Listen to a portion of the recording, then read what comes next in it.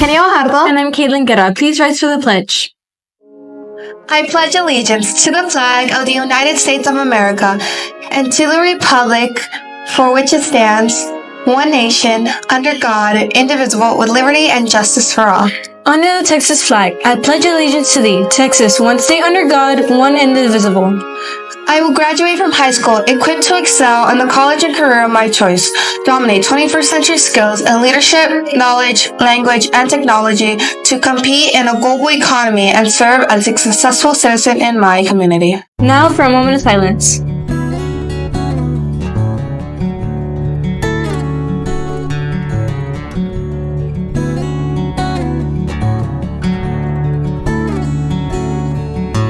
You may now be seated.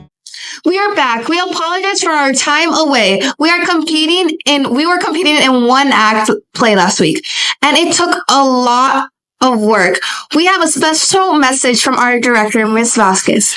Our one act play students have put in countless 12-hour days at school, Saturdays, and even holiday breaks. It has paid off. We took home second place, beating out all of the other mission schools. We also had Best Performer, Joshua Stewart, All-Star Cast, Kenny Guajardo, Honorable Mention, Kylie Barrera, and the Tech Award for Layla Science.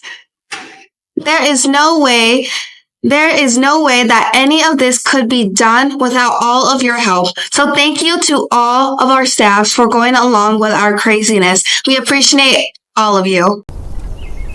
Molly, for those that don't know, a total solar eclipse is nothing short of spectacular. It can take your breath away. So what is it exactly? Well, a total solar eclipse occurs when the moon passes between the sun and the earth and completely blocks the sun. As the moon starts to move across the sun, an eerie darkness settles in, as if it were dawn or dusk.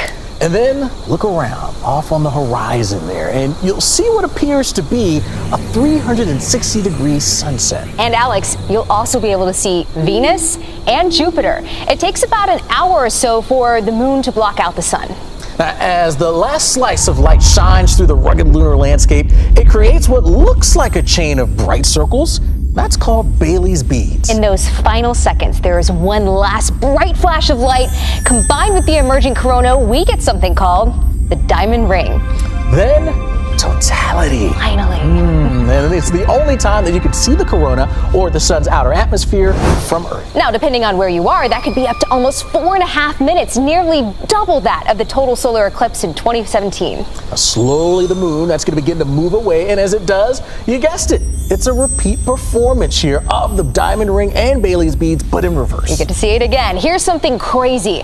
During totality, animals will begin to act like it's nightfall, and temperatures will drop more than 5 degrees in some places.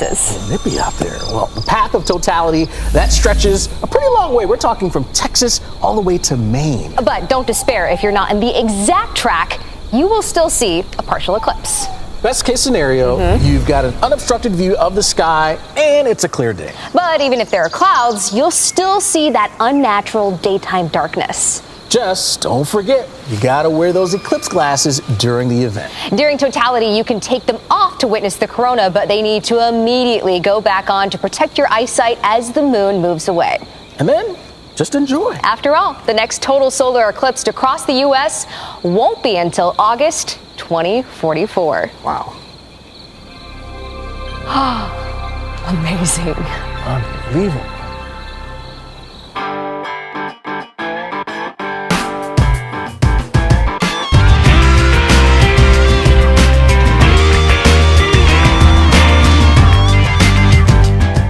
An archaeological gem has been found in the Czech Republic.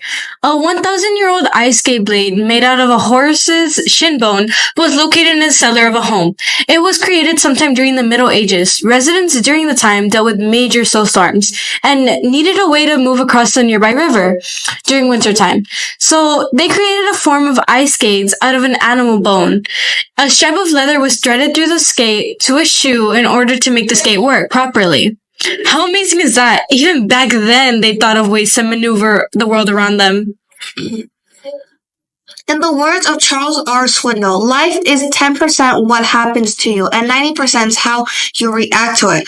Whatever happens in life, you can't control that, but you can control your reaction to it. Not everything in life will be in your favor, but you can always take every situation and make the best of it. This is Kenya Wahadlo. And I'm Caitlin Guerra, Signing off. Have a great day.